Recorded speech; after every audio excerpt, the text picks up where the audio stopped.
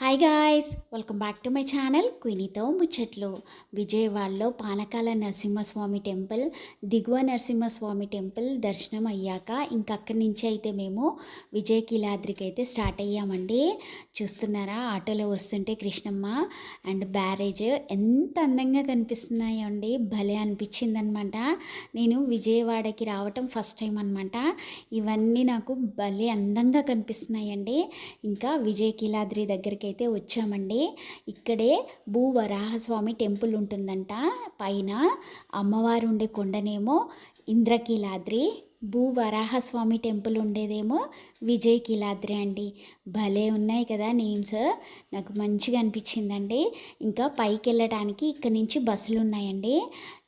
తీసుకెళ్ళి మళ్ళీ రిటర్న్ తీసుకొచ్చి దింపటానికి ఒక్కరికి 30 రూపీస్ అంట. ఇక్కడ కనిపిస్తున్న బస్సులోనే మనల్ని పైకి తీసుకెళ్తారంట అండి.